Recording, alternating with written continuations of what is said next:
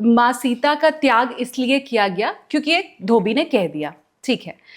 माँ सीता लंका में थी और उन्हें अग्नि परीक्षा देनी पड़ी, वो पृथ्वी से निकली थी और वापस पृथ्वी में चली गई। अब सवाल मेरा ये है कि अगर माँ सीता के साथ लंका में कुछ हुआ भी था तो भी, वैसे तो कुछ नहीं हुआ था, लेकिन अगर कुछ हुआ था तो भी क्या वो तिरस्कार योग्य हैं? नहीं, अगर हम विषय को अच्छे से शास्त्र की दृष्टि से पढ़ेंगे तो वहां कुछ भी जो हुआ वहां तिरस्कार नहीं हुआ। वहां तिरस्कार कैसे हुआ? अगर हम वाल्मीकि रामायण के इस प्रसंग का बिल्कुल theoretically as it is, not जो हम लोगों ने सुना है, मैनिपुलेशन के साथ तो मैं भी आपको चार चीज थोप के बता सकता हूँ। हम लोग एक कान दो कान और मैदान तक जब बातें फैलती हैं तो कौन सा बात का बतंगड़ बनता है ये हम लोग भी जानते हैं। इसलिए जब ऑथेंटिक रेफरेंस से देखा जाता है तो सीता जी वाल्मीकि रामायण में इस विषय पर हम थोड़ा बहुत पिछली बार भी संवाद कर चुके हैं।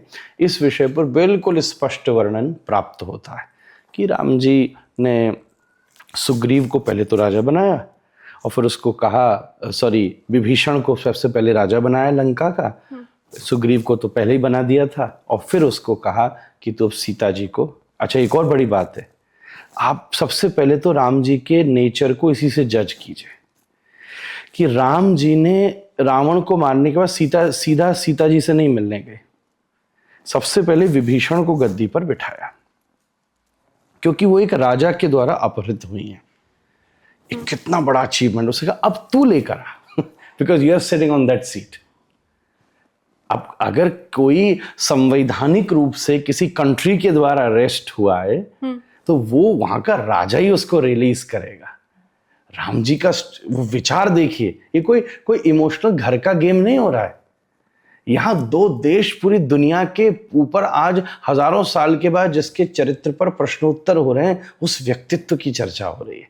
तो विभीषण का पहले राज्याभिषेक हुआ और फिर उसको कहा कि अब तू क्षमा मांग के लंकेश के पद पर बैठकर, नॉट लाइक माय फ्रेंड और devotee Vibhishan, the king of Lanka. इस स्टेटस से सीता जी से सॉरी बोलकर अब तू उन्हें लेकर आ, क्योंकि एक लंकेश लेकर गया था, दूसरा लंकेश लेकर आएगा। तब विभीषण पहुंचता है और राम जी ने संकेत किया, प्रसंग तो बहुत लंबा है, कि सीता जी को श्रृंगार करके लाओ, सजा धजा के लाओ। तो विभीषण ने जब ये प्रस्ताव दिया तो सीता जी बोली मैं तो वैसे ही इतनी देर से प्रतीक्षारत हूँ, राम जी को मिलने थोड़ी थोड़ी ग्लिम्सेस कोई आके कान में बताता था, और अब बोले उन्होंने जो कहा, मैंने आपसे कहा कि आप स्नान करके ये आभूषण जो आपने फेंके थे मुझे दिए हैं, पूरा श्रृंगार करके आप आइए। सीता जी श्रृंगार करके गई, राम जी खड़े थे, दोनों ने एक दूसरे को देखा और देखकर राम जी ने आंख ही आंख में सीता जी को एक संकेत किया कि मैं कुछ करने वाला हूं पर आप समझना। और उसी समय राम जी ने कहा कि देखो सीता जी, आप ये ना समझना कि मैंने केवल आपके लिए इस युद्ध को जीता, उसने मेरी आन बान शान के ऊपर भी हस्तक्षेप किया, इसलिए मैंने रावण का वध किया है और मैं आपको स्वतंत्र स्वीकार करता हूं। आप हम में से उपस्थित यहां किसी भी व्यक्ति को एक्सेप्ट करना चाहो as your husband, you are free. आप बिल्कुल, वाल्मीकि रामायण कह रही है, आप बिल्कुल फ्री हो जिसको एक्सेप्ट करना चाहो।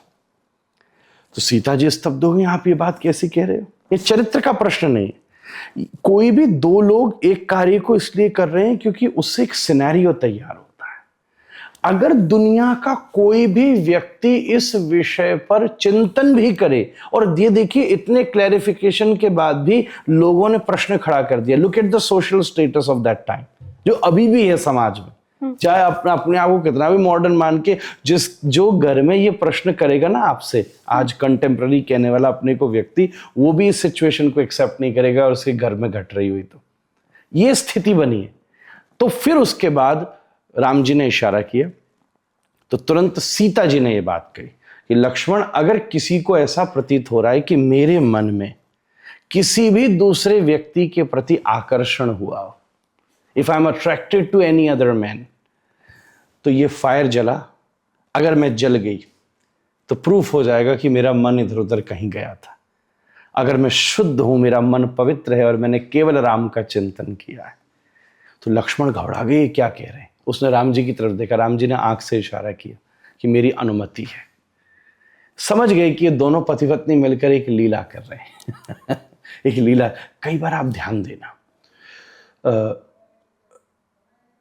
एक घर में मैं रुका था और वो बहू को बड़ा अच्छा गिफ्ट चाहिए था सास से।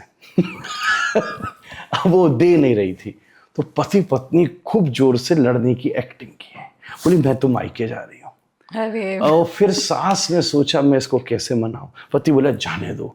सास बोली कि मैं तुझे बड़ा अच्छा लगता था, वो नेकलेस मेरे पास रखा है। बोले ये दो? बोले हाँ दो। नेकलेस लिया, बड़ी खुश हो गई। दोनों पति पत्नी ने फ्रेंडशिप कर ली। यार ये तो इसीलिए मैं कर रहा था।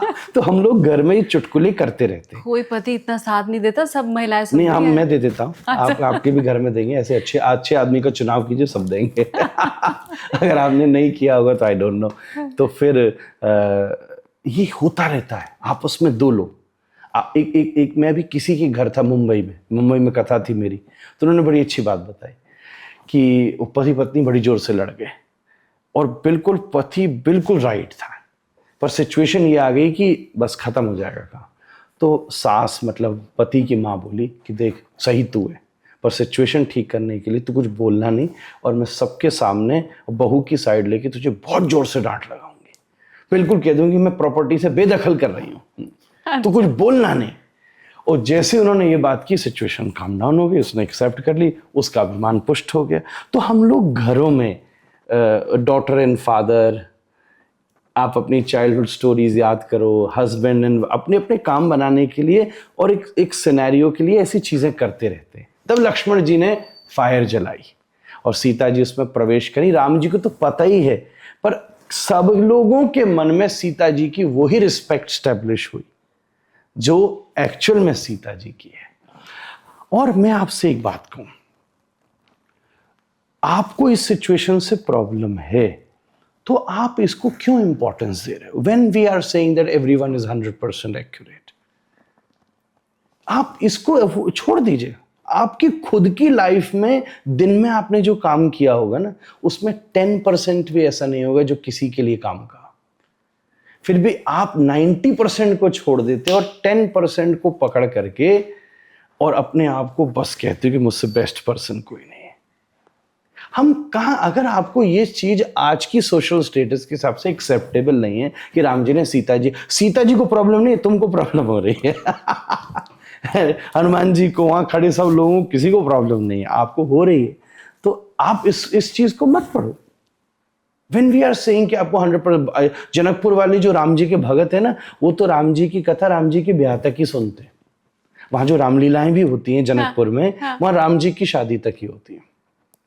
वनवास वगैरह बोले ये सब हमको मतलब नहीं, हमारे तो राम जी यहाँ आए, शादी की और हमने तो घर जमाई बना के रखा है, ये तो हमारे पास ही रह रहे हैं। आप अभी भी जाएंगे जनकपुर के भाव और जनकपुर नेपाल जहाँ सीता जी का जन्म हुआ और वो जो बिहार का क्षेत्र है, वहां राम जी को अपना घर जमाई और बस यहीं तक है मेरे राम। तो जो लड्डू गोपाल माने बैठे हो लड्डू, तो आपको प्रॉब्लम है, पर उसके अलावा करोड़ों चीज राम जी के जीवन में ऐसी हैं जो आपके जीवन को बदल सकती हैं।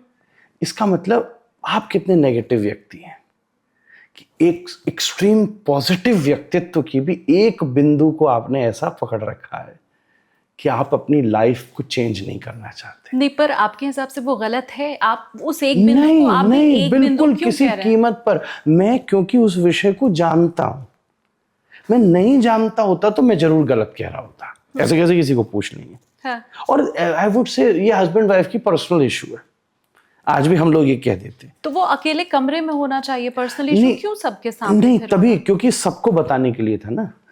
जब कोई काम ऐसा होता है जो सबके बीच में होता है, सबको बताने के लिए ही होता है। जब कोई काम पर्सनली होता है तो एक्चुअल में पर्सनली होता है। तो पर्सनली तो ये आपस में एक दूसरे को हक कर रहे हैं, कोई इशू ही नहीं है। ये तो सबको बताने के लिए, जैसे मैंने आपको कह दिया कि भाई माँ ने बोला कि तेरे को डांटूंगी, गलती तेरी है, तो सबको बताने के लिए था ना, बहू को ठीक करने के लिए था ना।